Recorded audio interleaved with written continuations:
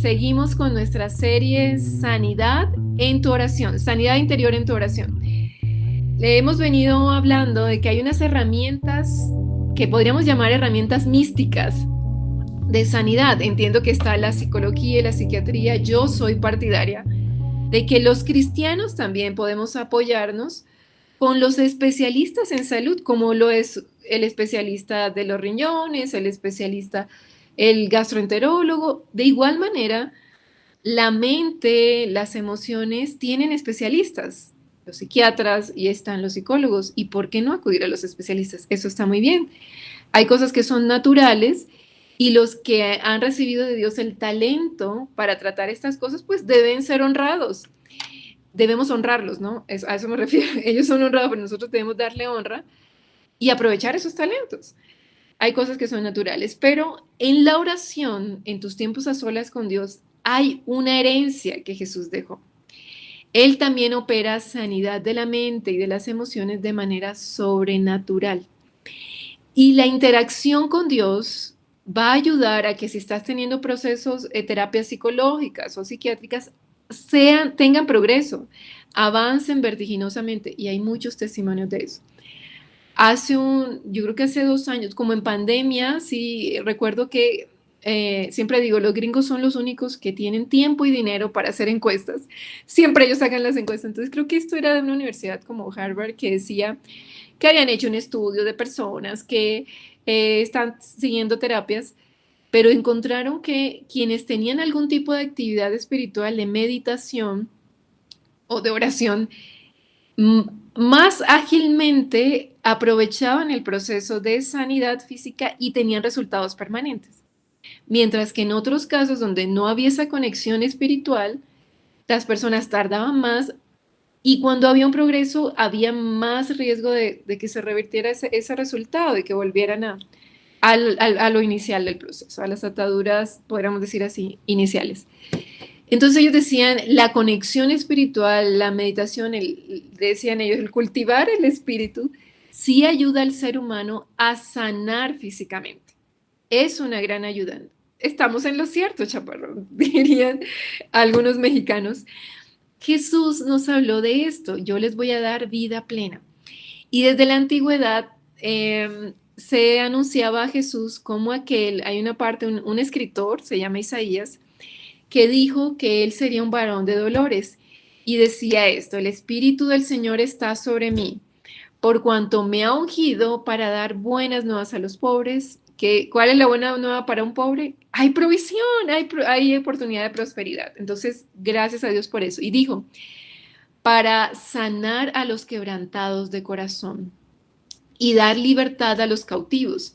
Esta libertad a los cautivos quiere decir a los que su alma está pasando por algún proceso de perturbación y es como si estuvieras encerrado, encerrado en depresión, encerrado en ansiedad, encerrado en pánico. Él nos da libertad de estas perturbaciones, salud mental, salud espiritual y sanar a los quebrantados de corazón. Eso habla de salud emocional, de sanidad emocional. Seremos muchas veces quebrantados porque en el mundo hay aflicciones. No quiere decir que no seas espiritual. Eres totalmente espiritual cuando llevas esas aflicciones, esos quebrantos del alma a Jesús. Eso hace parte de todos, pero Él a todos nos ofrece la oportunidad de sanar. Por eso es que les he afirmado que en la Biblia hay una promesa de sanidad interior y eso ocurre en la relación con Jesús. Por eso Isaías dijo esto. Y Jesús en Lucas 4, cuando comienza su ministerio, él inicia su ministerio así. Dice Lucas que él se fue al templo y le dieron el rollo de Isaías, este escritor que te digo, un escritor antiguo, un profeta. Y Jesús comienza a leer ese rollo y dice, como siempre generando escándalo, ¿no? El Espíritu del Señor está sobre mí, por cuanto me ha ungido para dar buenas nuevas a los pobres, para proclamar libertad a los cautivos, dar vista a los ciegos y sanar a los quebrantados de corazón. Y proclamar, ha empezado la era del favor de Dios, de la gracia de Dios, de la bondad de Dios. Y luego dice, y esta escritura se ha cumplido hoy ante ustedes, soy yo. Todos como, ¿qué te pasa? Tú eres el hijo del carpintero, de la mujer que no sabíamos, no, que dice que fue todo sobrenatural y ¿quién le va a creer? Tú, Sí, yo soy esa promesa cumplida. Si vienen a mí, yo les voy a dar esa sanidad del alma. Es por eso que digo que cuando tú oras, estás encontrándote con Jesús y entonces Él va a hacer realidad esta palabra, porque si no quedaría como un mentiroso. Él te va a traer sanidad del alma, pero ocurre en tu tiempo a solas con Jesús. Y es fácil. Entonces hemos aprendido 3 herramientas que vamos a usar, herramientas místicas, les llamo yo, porque son de acción espiritual, que vamos a usar en la oración para obtener esa promesa de Jesús, de que va a sanar mi corazón y me va a dar libertad de los hábitos o de las tendencias mentales que me oprimen y voy a tener sanidad. Aprendimos el autoexamen, a hacer una pausa en el día y decir, ¿por qué estoy ansioso? ¿Será que estoy nervioso? Y no ponerle parches de, no, no, no, reprendo, yo estoy perfecto, bendecido y en victoria, dicen algunos, pero anúnciale a tu cara eso porque tu cara habla de depresión. No nos ponemos parches, somos los seguidores de Jesús, somos sinceros. Estoy en la mala, estoy en la inmunda, dirían en Bogotá, que hay una canción de un grupo mexicano que les recomiendo a unos jóvenes que están haciendo buena música, se llama Prisma y dice, está bien no estar bien a veces, pues también tú estás presente. Jesús está presente con aquellos que no esconden su quebranto y que dicen, hey, estoy mal. O sea, hoy amanecí con 2 pies izquierdos. Si no soy zurdo, pues eso no me va a convenir. Eso es lo que Jesús quiere. Y me gusta esta canción porque los muchachos hacen un video donde dice, está bien no estar bien. Entonces está sirviendo el cereal y se le cae la cabeza dentro del plato de cereal y dice, pues está bien estar metido en el plato de cereal. También Jesús está presente en eso y quiere sanarme. Entonces ese es el autoexamen, hacer una pausa en el día, bien temprano en la mañana y durante el día y luego en la noche y hacer esa higiene del alma y decir, ¿cómo estoy? ¿Qué estoy sintiendo? No soy solo cerebro, también siento. ¿Qué estoy sintiendo? Jesús, examíname. Lo hacía el salmista. Y luego ahí entonces comienzo mi conversación con Dios, segundo elemento. Cuando ya me doy cuenta cómo están mis sentimientos, cómo estoy emocionalmente, ahora le digo, Jesús, explícame por qué estoy así, muéstrame qué me sucedió. Y el Señor te va a traer los recuerdos a tu memoria y comienzas a contarle, como si Él nunca hubiera estado en la escena, aunque sabemos que Jesús estuvo ahí, pero Él quiere que le contemos.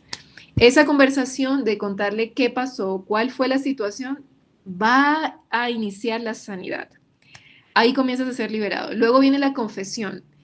La confesión es dejar que Dios examine qué estoy pensando. Toda acción responde a una creencia. Todo lo que tú haces a diario, si comes en la mañana plátano en lugar de pan, eres costeño, naciste en la costa y tú sabes, y a ti te hicieron creer, te hicieron pensar como a mí. Para tener energía hay que comer algo que dé fuerza. Eso el pan, eso no da fuerza, eso se pasa rápido. Come algo que dé fuerza, yuca, plátano, ñame, eso creemos los costeños. Y entonces comemos algo que nos dé fuerza. En Bogotá comen pan con huevitos revueltos. Eso a un costeño no le cae. Hay una creencia y conforme a esa creencia elegimos nuestro desayuno y así cada cosa en la vida. Entonces confesar es, para resumir, dejar que Dios me muestre por qué estoy sintiendo esto, por qué realicé esa acción, es porque tengo una creencia. ¿Cuál es mi creencia de fondo, Señor? Se generó en mi infancia y el Señor te va a mostrar. Es que tú has creído que tienes estos argumentos. Ahora y el Señor Jesús te va a mostrar, eso es lo que tú crees y esto es lo que mi palabra dice. Confesar es decir, Señor, está bien, yo creo esto, pero yo sé que tu palabra dice lo contrario, me pongo de acuerdo contigo, tú tienes la razón. Confieso que tú tienes la razón y que yo estoy en un error. Me pongo en acuerdo contigo. Aprendimos que cuando confieso que he hecho mal, que he pensado mal, ahí viene libertad. Y dice Primera de Juan 1:9, cuando haces ese simple acto de confesar, de contar que estás pensando mal o que actuaste mal, Dios es fiel y justo para perdonarte y la sangre de Jesús te va a quitar toda tendencia de maldad, te va a limpiar de la mancha de la maldad y de tu tendencia a la maldad. Vas a tener libertad de hábitos pecaminosos. Confesar trae libertad. Hoy vamos a ver un cuarto elemento. Después de confesar, ¿qué quiere Dios que haga en mi interior? Que le permita a Él hacer en mi interior. arrepentimiento. Vamos a hablar de lo que he llamado Dios te cedo el timón. Yo sé que esa palabra arrepentimiento suena como cuatro penitencias de rodillas sobre granos de arena, no sé qué, un látigo para lacerarme. No, nada que ver. El arrepentimiento, esa cuarta herramienta que tienes a la distancia de tu oración con Jesús es decirle, Dios, te cedo el timón. ¿Cuántos saben qué es un timón? No sé si eso hoy se conoce porque hoy todo se puede manejar solo con una voz. Creo que algunos carros ya también le puedes decir, muévete aquí, muévete allá. Para los que aprendimos a manejar carro mecánico, eso que en México no se conoce, ¿sabían eso? En México la gente no sabe, la mayoría no sabe manejar carros mecánicos. Les parece que eso es súper arcaico. Y amigos de México, aquí lo raro es que alguien tenga un automático, ¿eh? Allá todos aprenden siempre en carro automático. Aquí aprendimos con carros mecánicos y seguimos con carros mecánicos. Algunos privilegiados tienen automático. En el carro mecánico y cuando no había dirección hidráulica, tú sabías lo que es un timón. Ese pequeño órgano, esa pequeña parte del gran carro que lo dirige a la derecha o a la izquierda, rápido, muévete aquí y para estacionarse o parquear, no. La dirección cuando no era hidráulica era necesitas Dios y su ayuda, porque era difícil para las mujeres. Yo llegué a tener un carro de dirección semi-hidráulica y cuando yo terminaba de manejar en el día, me dolían los brazos. Yo decía, no voy al gimnasio, porque hoy hice ya ejercicio de brazos, mis brazos estaban fortaleciéndose. Era difícil. Ahorita lo hidráulico pues hace más fácil, a la derecha, a la izquierda, algunos lo hacen con una mano, los más fresas así que quieren impresionar. Hoy es más fácil, pero entonces hay una pequeña parte del carro o de un barco que decide si va a la derecha o a la izquierda, si se equivoca o acierta. La invitación de Jesús y el tema que vamos a aprender esta noche es que después de confesar, tú le puedas decir ahora a Dios, ya que me he puesto de acuerdo contigo, te cedo el timón. El timón en nosotros, en nuestro cuerpo, grande o pequeño, el mío es pequeño, es la voluntad. Esa parte del alma que tienes allí. Nuestra alma es mente, voluntad y emociones. El timón es esa voluntad. Es ceder, arrodillarte y decir, toma tú el control. Dime si vamos a la derecha o a la izquierda. Este fue mi camino, ahora quiero cambiar de rumbo. Enséñame tu rumbo. Elijo la manera de Dios. A la manera de Dios. Le llamaba este tema, Dios te cedo el timón, ahora sea a la manera de Dios. Antes lo hice a mi manera y por eso tuve esta angustia, esta situación que me está sanando. Ahora quiero tu manera, Señor. Cámbiame el rumbo, elijo el rumbo de Dios. Esta herramienta, esta simple determinación, después de haber hecho tu confesión y tu conversación con Jesús y el examen del interior, esa simple determinación te va a dar victoria para dar pasos hacia un camino mejor. Que si antes estabas acostumbrado a la histeria, a la gritería y a la reacción dura que destruyó todas tus relaciones y te dejó sin amigos, sin familia, después de que tú has confesado y has dicho, Señor, eso está mal y ya quiero ser cambiado, ahora necesitas tomar otra herramienta de la caja de herramientas que tienes y es decir, Señor, te cedo el timón, enséñame comportamientos nuevos, no sé cómo hablar sin ser histérica, no sé cómo hablar sin ser tosco, así me enseñaron que la letra con sangre entra y es que no sé conversar de otra manera. Enséñame pautas de cambio de comportamiento. Te cedo el timón. Eso es sencillo, el arrepentimiento. Es reconocer, Señor, necesito aprender a caminar, aunque ya tenga 50, 60 años, enséñame a conversar. Para el caso en que la atadura que tienes es que cuando hablas destruyes todas tus relaciones, vas a tener que aprender a conversar y el Señor te va a decir, ok, ya que me estás entregando el timón, yo ahora te voy a traer refrigerio a tu alma porque yo voy a estar al frente. Ya no va a ser Tu responsabilidad guiar este carro, este barco, yo lo voy a guiar, tranquilízate. Estate tranquilo, yo te voy a decir paso a paso cómo tratar a las mujeres, cómo conversar con los hombres. Vamos a aprender como si fueras un bebé. Yo voy a guiar este timón.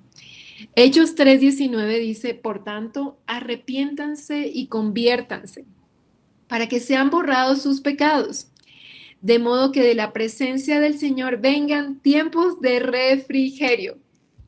¿Cuántos están en lugares de calor? Yo creo que ahorita en México están por encima de 40 grados, en Barranquilla creo que están llegando a los 39. Los que están en lugares de calor saben lo importante que es esta palabra refrigerio. Y si estás en la costa atlántica colombiana, esto lo sufres mucho porque aunque quisieras prender tu abanico, tu aire acondicionado, Afinia no te deja. Como dice la canción, Afinia, la empresa de energía, me tiene loco, o sea, no me deja descansar, no los deja refrigerarse por las altas tarifas. Qué alivio sería poder prender el aire acondicionado y que no te cueste nada. Esto es el arrepentimiento, es prender el aire acondicionado y que nadie le cuente a Afinia o a Aire que tú estás prendiendo ese aire acondicionado y te pueda refrescar todo el día. O te puedas ir a la piscina a relajarte. Qué delicia en el lugar cálido. Yo pasé mi último verano en Morelia, fue en el 2021. Fue muy fuerte. Sin embargo, eso creo que llegó a 40 grados, pero nunca fue tan impactante para mí como el primer verano que pasé allá, o más bien entre la primavera, la segunda mitad de la primavera y el verano. Es la época más caliente porque no llueve. En verano hay tiempos de lluvia. Y en la primavera era tan agobiante el calor, la temperatura, que yo que iba de Barranquilla nunca había experimentado un calor así.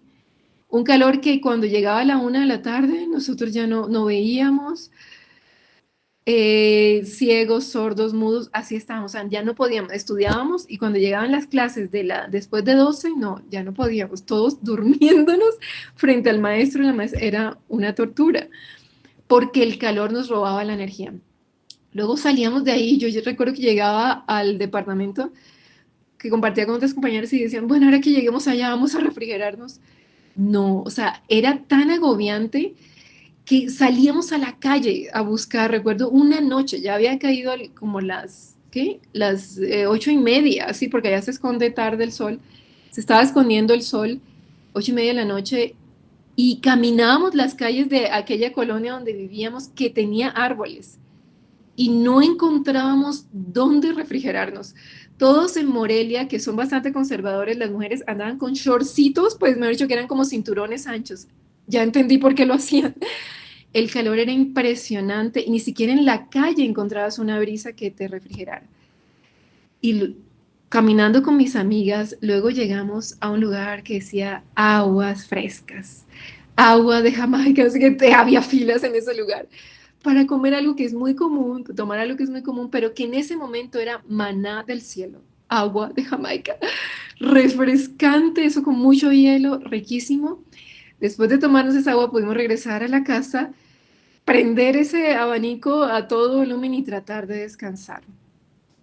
Ese refrigerio es alivio para tu cuerpo impresionante y también para el alma, porque esa noche pudimos dormir bien y descansar. Ese tipo de refrigerio es el que Jesús dice, yo les ofrezco esto si tan solo practican el arrepentimiento. ¿Qué es arrepentirte? Entrégame el timón. Decirme, Dios, te cedo el timón.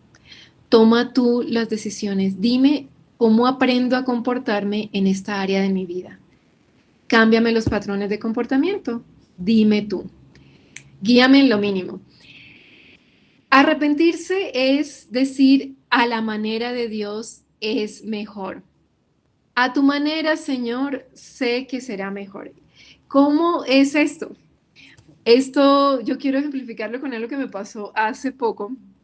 Imagínense que yo siempre, pues he vivido sola siempre, he lavado mis platos. Lo que hago es que me parecía lo más fácil es, quiero saber allá en la lista si me pueden decir cómo lavan sus platos. ¿Cuál es la técnica que tiene para lavar los platos? Pues la mía era que yo pues lavaba cada platito, lo enjabonaba y abría el chorro de agua y ahí lavaba y ponía al lado, ¿no? Como que enjabonas, enjuagas y pones al lado. Ay, era tan agotador a veces que decía, no puede ser, la cocina es desagradecida y yo vivía sola. ¿Quién ensucia tanto plato? No había quien echarle la culpa, pues era yo.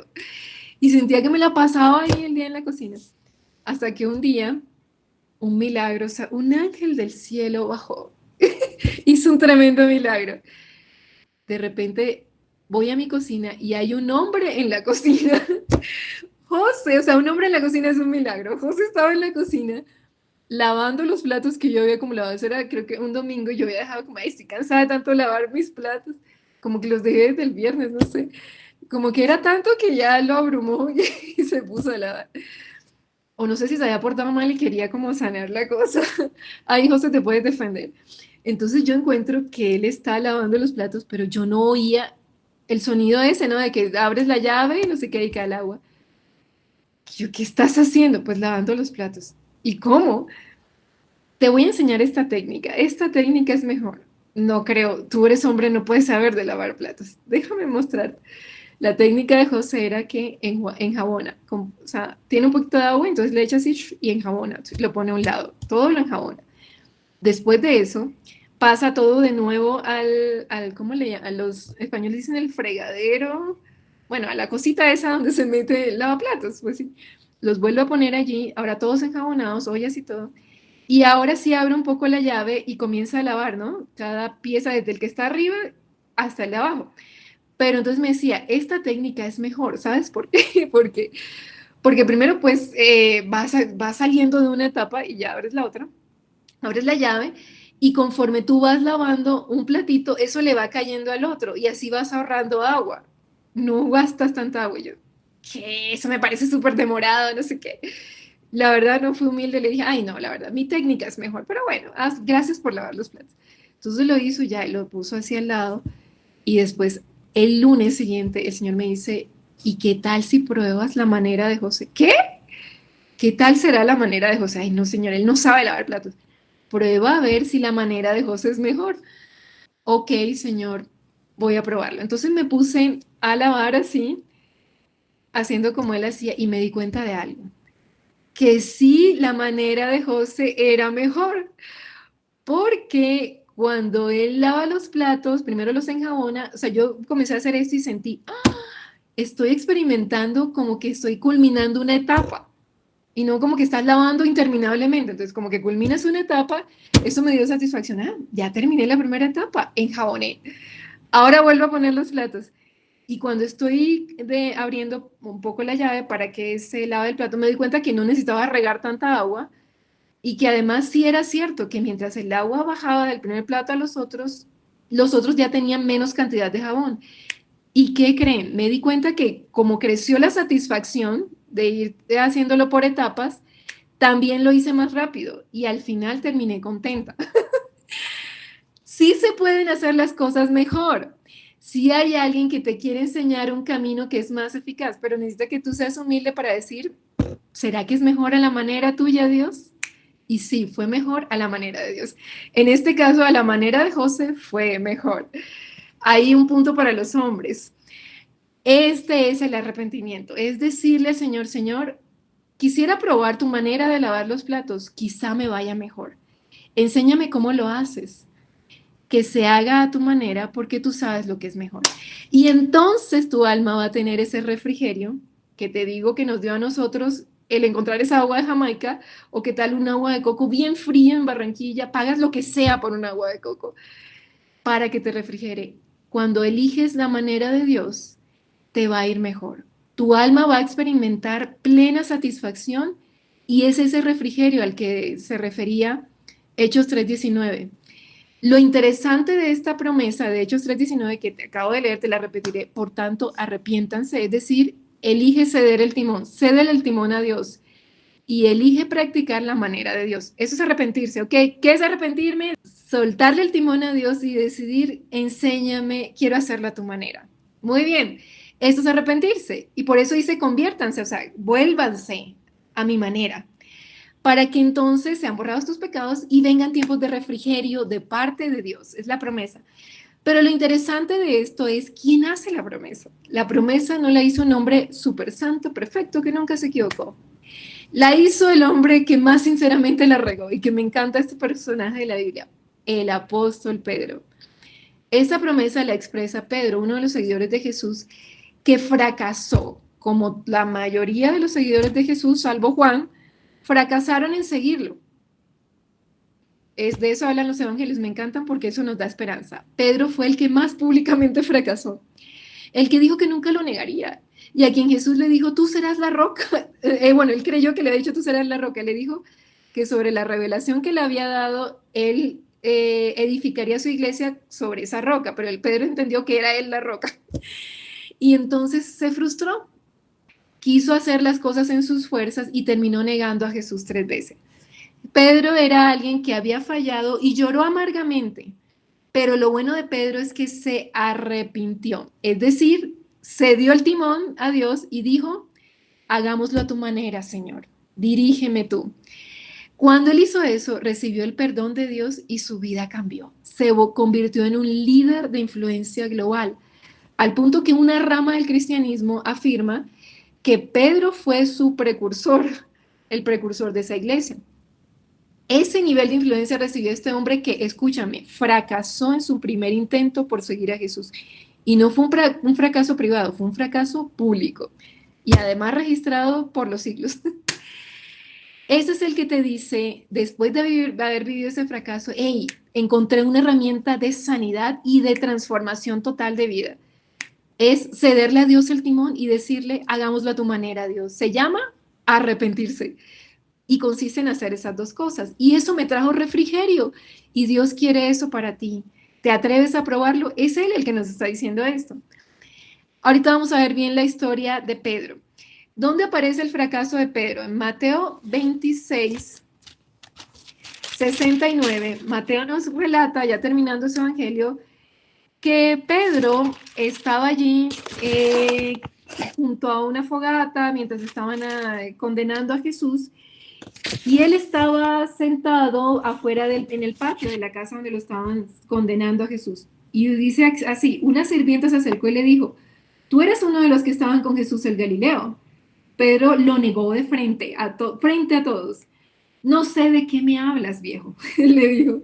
Más tarde, cerca de la puerta, lo vio una segunda oportunidad, otra sirvienta, quien les dijo a los que estaban por ahí, este hombre estaba con Jesús de Nazaret, estoy segura. Nuevamente Pedro lo negó. Esta vez con un juramento, o sea, va subiendo de nivel en su pecado, en su fracaso, y es, ni siquiera conozco a ese hombre. ¡Wow! Eso duele. Un poco más tarde, algunos de los otros que estaban allí se acercaron a Pedro y dijeron, seguro que tú eres uno de ellos, ya aquí hay más gente viéndolo. Nos damos cuenta por el acento galileo que tienes. Pedro juró, que me caiga una maldición si les miento. No conozco al hombre. Inmediatamente el gallo cantó, como Jesús le había dicho, antes de que cante el gallo 3 veces me negarás. De repente las palabras de Jesús pasaron rápidamente por la mente de Pedro. ¿Qué pasó por la mente? Fracasé, tal cual como Jesús me dijo. Antes de que cante el gallo negarás 3 veces que me conoces. Y Pedro salió llorando amargamente. Su alma se llenó de depresión por un acto de pecado. Pero Jesús se lo había advertido. ¿Cuál fue el pecado real de Pedro? Su autosuficiencia.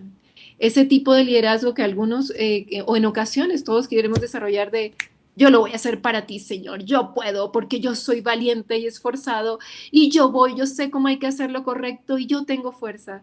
Y el Señor prefiere los humildes que dicen, Señor, te necesito.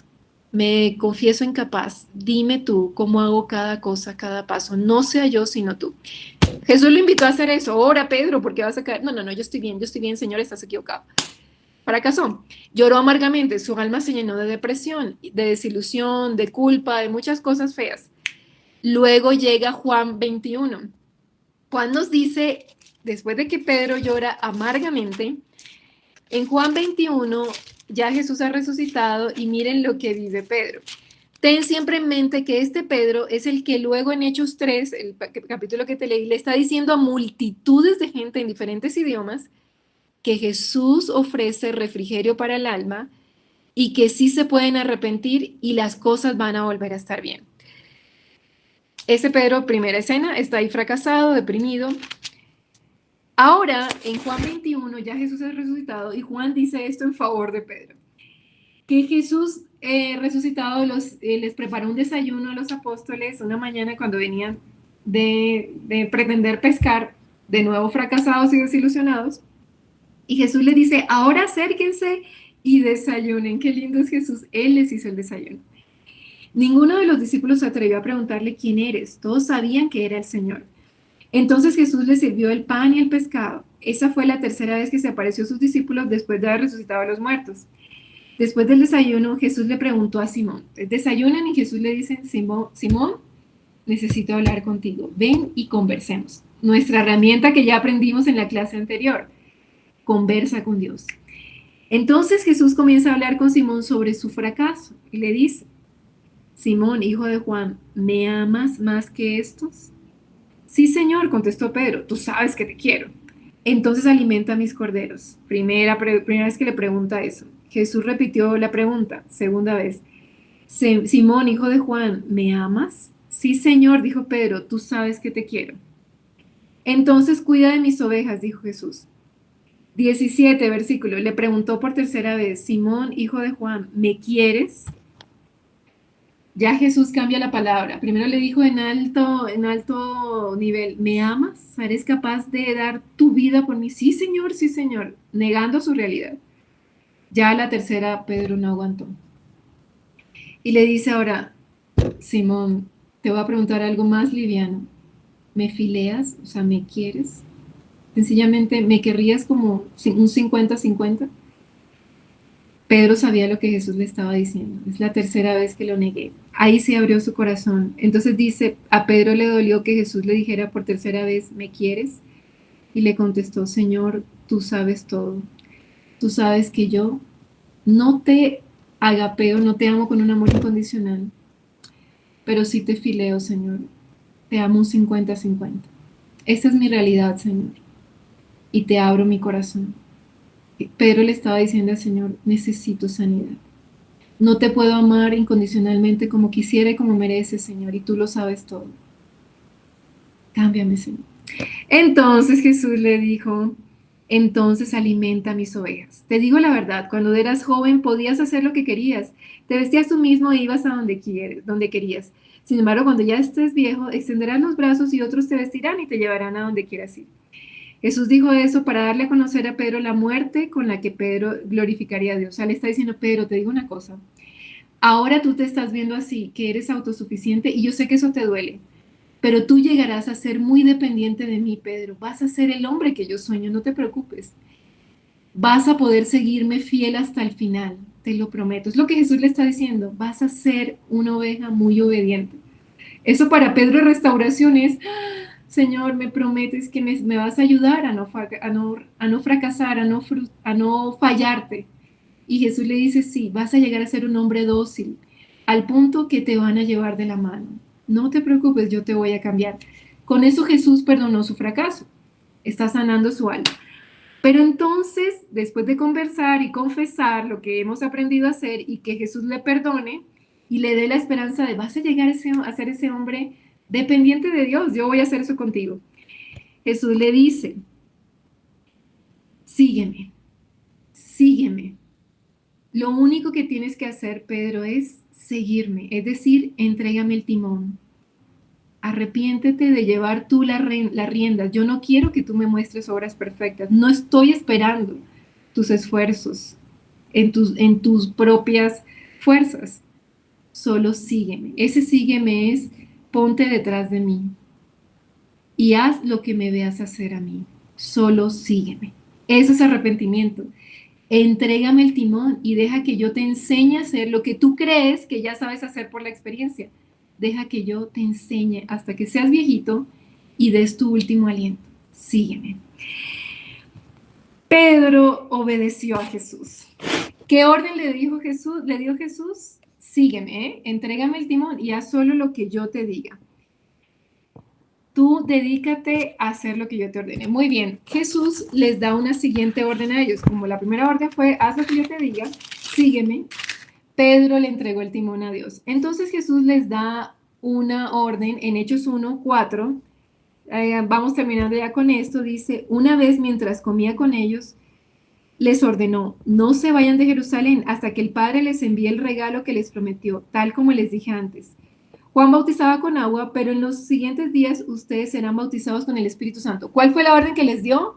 Esperen, no se muevan de aquí, no se muevan, decía un comentarista público, no se muevan, de un comentarista de deportes, ya lo mejor está por venir. No se muevan, ¿verdad? Eso les dice Jesús, quédense aquí y esperen porque les voy a dar algo. Uy, esto es una instrucción difícil para un hombre impetuoso como Pedro.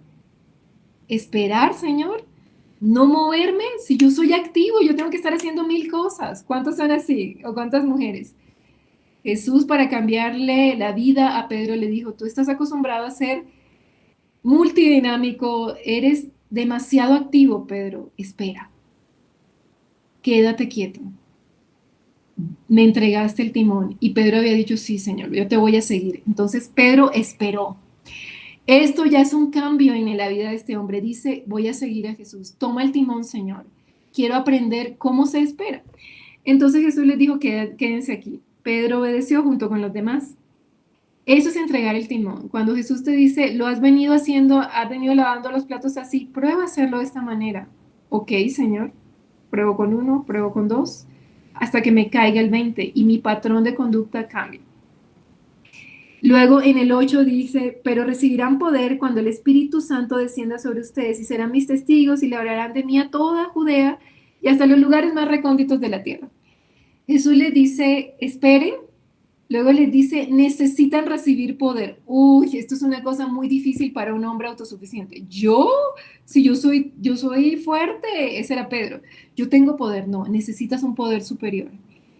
Espera, quédate quieto y recibe poder para que puedas vivir la vida que yo quiero para ti. Deja que mi Espíritu Santo te ayude, pide ayuda al Espíritu Santo para caminar en mis nuevos patrones, en la forma como quiero enseñarte a relacionarte con los hombres. Deja que yo te enseñe y que te dé la habilidad para hacer eso. Pedro de nuevo obedece eso, se queda esperando allí y expectante por el poder de Dios. Ahora ya no quiere andar en su poder, quiere andar en el poder de Dios. El 12 al 14 nos dice que efectivamente él cumplió, Pedro. Después los apóstoles regresaron del Monte de los Olivos a Jerusalén a unos kilómetros de distancia. Cuando llegaron, subieron a la habitación de la planta alta de la casa donde se hospedaban. ¿Qué hicieron? Volvieron al lugar donde Jesús les dijo, esperen ahí. Y ahí está Pedro obedeciendo. Estos son los nombres de los que estaban presentes. Pedro, Juan, Santiago. Bueno, Pedro está allí. Luego dice, todos se reunían y estaban constantemente unidos en oración junto con María, la madre de Jesús, varias mujeres y los hermanos de Jesús. ¿Qué estaban haciendo? Se fueron al lugar, esperaron y allí estaban buscando ese poder de Dios, pidiendo al Espíritu Santo. Pedro se arrepintió, le entregó el timón a Jesús y dijo, Señor, ¿qué quieres que haga aquí? ¿Qué quieres que haga allá? Y fue haciendo paso a paso y pidiendo la capacitación de Dios. Muy bien. Recuerdan que Jesús le dijo a Pedro dos cosas cuando conversó con él. Primero le dijo, sígueme, ¿verdad? Pero antes de eso le dijo algo. ¿Que hiciera qué con sus ovejas? Apacienta mis ovejas, cuida mis ovejas. Eso es, Pedro, sígueme, espera mis instrucciones. Vas a aprender a vivir ahora conmigo como si nunca hubieras vivido como un bebé, pero también quiero que lideres. Que tú cuides a estos hermanos tuyos, que tú los guíes, los animes, los orientes. Eso es cuidar las ovejas. Recuérdales mis palabras. Señor, pero yo te traicioné, pero te estoy dando un parte de confianza. Solo anímate a creerme, ¿ok? Entonces Pedro, ya afirmado por Jesús y perdonado, comienza a hacer lo que Jesús le dijo. Esperó, pidió que llegara el Espíritu Santo. Efectivamente, Jesús les da su Espíritu Santo en el capítulo 2 y Pedro lidera. Desde el capítulo anterior, en unos momentos en que ellos están orando, Pedro percibe que hay una falta, ¿no? Había uno de los discípulos se había ahorcado, era Judas. Judas nunca se arrepintió, sino que dejó rienda suelta a su culpa y se ahorcó. No resolvió su asunto con Dios. Entonces Pedro se da cuenta, aquí hay un puesto que está faltando, hay algún puesto vacío, una silla vacía. Así que Pedro, después de estar orando, anima a sus hermanos y les dice, en el 15, versículo 15, dice esto: durante aquellos días, cuando aproximadamente 120 creyentes estaban reunidos en un mismo lugar, Pedro se puso de pie y se dirigió a ellos. ¿Qué está haciendo? Cuidando, liderando lo que Jesús le dijo. Hermanos, les dijo, las escrituras tienen que cumplirse respecto de Judas, quien guió a los que arrestaron a Jesús. Esto se dijo hace mucho tiempo por el Espíritu Santo cuando habló por medio del rey David. Judas era uno de nosotros y participó con nosotros en el ministerio. Sin embargo, ahora no está. Ahora tenemos que elegir a alguien que tome el lugar de Judas entre nosotros. Entre los hombres que estaban con nosotros todo el tiempo mientras viajábamos con el Señor Jesús, debemos elegir a alguien. Él los animó y les dijo, bueno, ya Judas se fue, ya hicimos el duelo, ahora hay que elegir a alguien, hay que continuar. Vamos a elegir. Está liderando, cuidando al grupo, como Jesús le dijo. Pedro ahora ya no está pensando en él, sino que está ahora pensando en lo que le hace bien al grupo, en animar al grupo. Ya está comenzando a dar los pasos del timón de Jesús y es, dedícate a animarlos, dedícate a ayudarlos, piensa en ellos. Y así fue. Ellos entonces propusieron a 2 hombres, echaron suertes y salió un reemplazo para Judas, que fue Matías. Un buen nombre para un hijo. Pedro hizo lo que Jesús, tomó la manera de Dios. Oración y luego orientar a los discípulos para que entre todos tomaran una decisión. Ya ven, no es el Pedro que está diciendo lo que tienes que hacer es esto o aquello, sino todos humildemente vamos a buscar la dirección de Dios y animando. Eso es el arrepentimiento. Dejo de hacerlo a mi manera para escoger que Dios lleve el timón y hacerlo a tu manera, Dios. Así van a haber soluciones, así voy a poder relacionarme mejor y así mi carácter va a ser más como el de Jesús. En Hechos 2, del 1 al 4, Pedro vuelve a hacer la instrucción que Jesús le dijo, lidera. Del 1 al 4, él llegó el día de Pentecostés, ahí lo puedes leer, de repente hubo un ruido, vinieron nuevas lenguas, se llenaron del Espíritu Santo como Jesús prometió. Y Pedro, en el verso 14 dice, entonces Pedro dio un paso adelante junto con los otros 11 apóstoles y gritó a la multitud, escuchen con atención todos, compatriotas judíos y residentes de Jerusalén, no se equivoquen. Esas personas no están borrachas como algunos de ustedes suponen. Las 9 de la mañana es demasiado temprano para emborracharse. No, lo que ustedes ven es lo que el profeta había prometido, que derramarían el Espíritu Santo. Y ahí en ese discurso es cuando Pedro dice, arrepiéntanse. Yo he vivido esta verdad. Si tan solo le entregan el timón a Dios y dejan que Él los lidere, que Él les enseñe a comportarse, que se haga a la manera de Dios, Él traerá tiempos de refrigerio. A mí me pasó. Por eso hoy puedo levantarme sin culpa y hablar a esta multitud. Dice que se convirtieron ahí como 3,000 personas o más.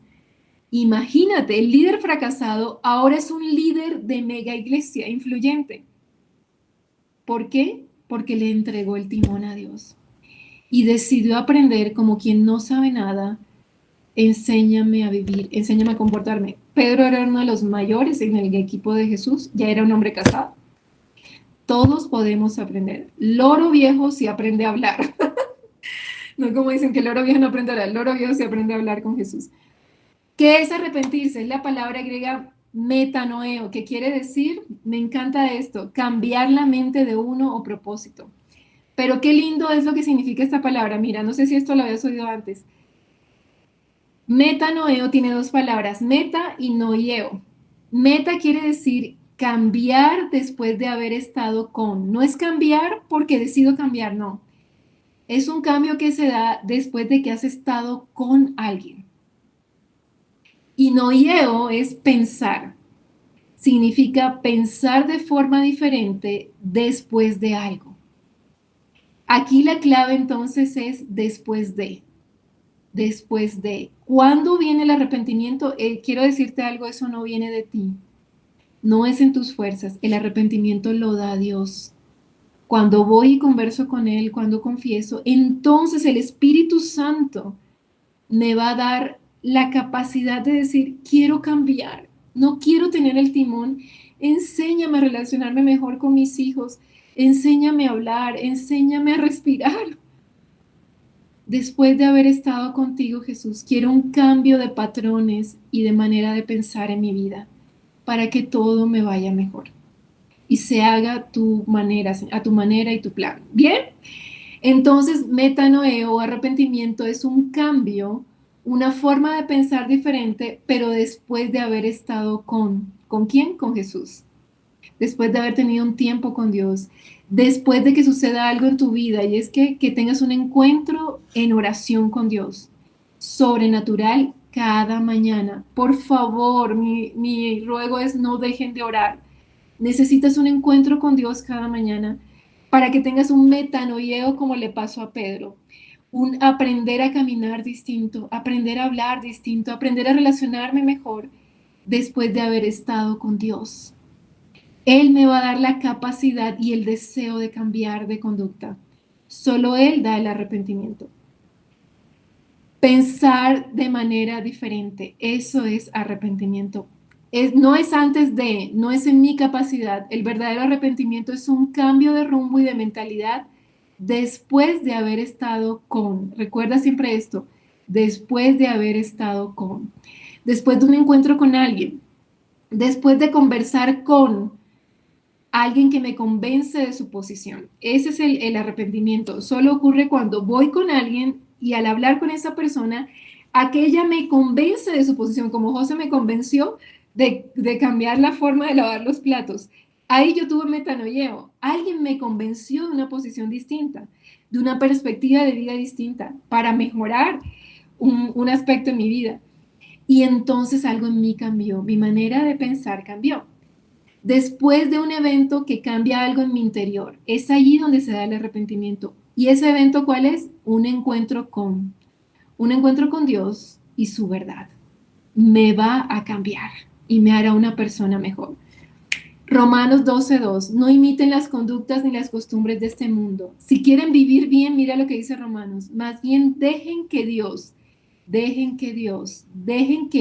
los transforme en personas nuevas. ¿Quién te va a cambiar? Tú.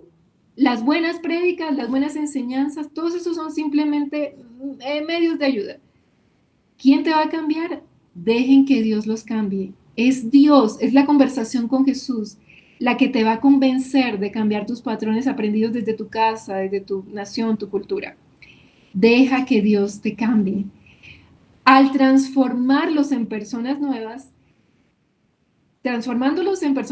al cambiarles la manera de pensar. ¿Quién te cambia la manera de pensar? Jesús.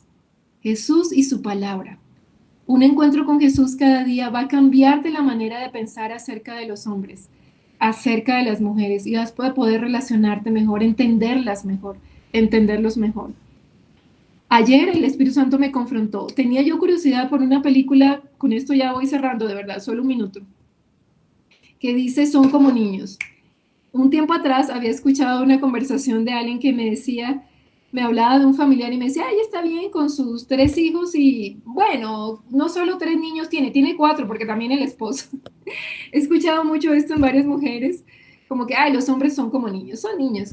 Y yo comencé a repetir eso, son niños, y le decía a José, eres un niño, no sé qué.